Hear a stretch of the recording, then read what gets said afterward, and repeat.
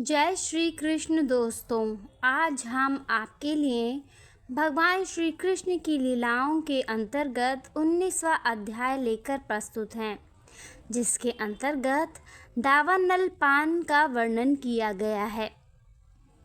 बलराम कृष्ण तथा उसके संगी उपयुक्त लीलाओं में मस्त थे, तो गौएं बिना रखवाली के मनमाना विचरण करती हुई हरी घास चरने के लालच से वन के सुदूर भाग में पहुंच गईं। सारी बकरियां, गौएं तथा भैंसें एक वन पार करके दूसरे में पहुंची और फिर इशिकाटवी में वन में घुस गईं। यह वन हरी घास से पूर्ण था, अतः वे सभी आकृष्ट हो गईं। किंतु जब वे वहां पहुंची तो उन्होंने देखा कि वहां दावाग्नि लगी है, अतः वे सब चित्कार करने लगी। इधर जब कृष्ण, बलराम तथा उनके संगियों ने अपने पशुओं को नहीं देखा तो वे सब बहुत चिंतित हुए। वे गौओं को उनके पद चिन्हों तथा चरी हुई घास का अनुसरण करते हुए ढूंढने लगे। सभी बालक डरे हुए थे कि उनकी जीविका के साधन रूप गौएं खो गई हैं। गौओं को खोजने से वे भी थक गए और प्यासे हो गए, किंतु शीघ्र ही उन्हें अपनी गौओं की चित्कार सुनाई दी। कृष्ण जोर जोर से गौओं का नाम लेकर बुलाने लगे।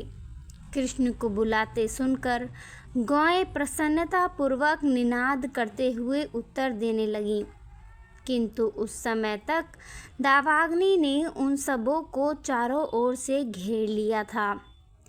स्थिति अत्यंत भयानक हो गई थी।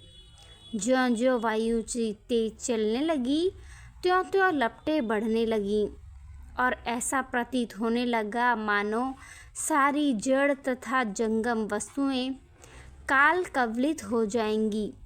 सारी गौएं तथा बालक अत्यंत भयभीत हो उठे और वे बलराम की ओर उस तरह देखने लगे जिस प्रकार मरणासन व्यक्ति भगवान के चित्र की ओर देखता है।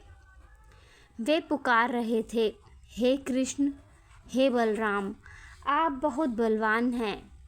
हम इस दहकती अग्नि के ताप से जले जा रहे हैं। हमें अपने चरण कमलों में शरण दें। हम जानते हैं कि आप ही इस संकट से हमारी रक्षा कर सकते हैं। हे प्रिय कृष्ण, आप हमारे घनिष्ठ मित्र हैं। यह अच्छा नहीं है कि हम इस तरह कष्ट उठाएं। हम सभी आप पर पूरी तरह आश्रित हैं और आप समस्त धर्मों के ज्ञाता हैं। हम आपके अतिरिक्त अन्य किसी को नहीं जानते। भगवान कृष्ण ने अपने मित्रों की आर्तवाणी सुनी और उन पर स्नेहमयी दृष्टि डाली। उन्होंने आंखों से ही अपने मित्रों को बता दिया कि डरने का कोई कारण नहीं है।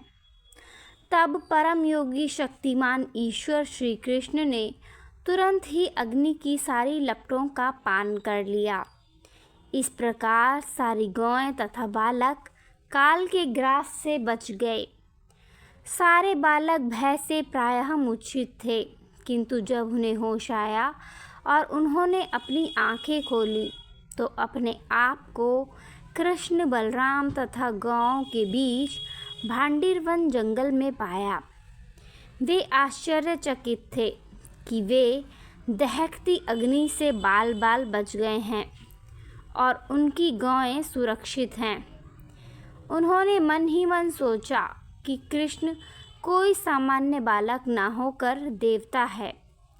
संध्या समय कृष्ण तथा बलराम ग्वाल बालों तथा गौओं को साथ लिए बांसुरी बजाते वृंदावन आए।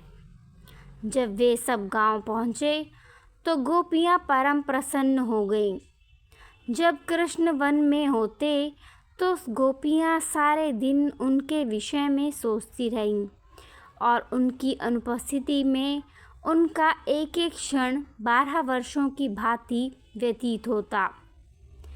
इस प्रकार लीला पुरुषोत्तम भगवान श्री कृष्ण के अंतर्गत दावानल पान नामक 19वें अध्याय का भक्ति वेदांत तात्पर्य पूर्ण हुआ।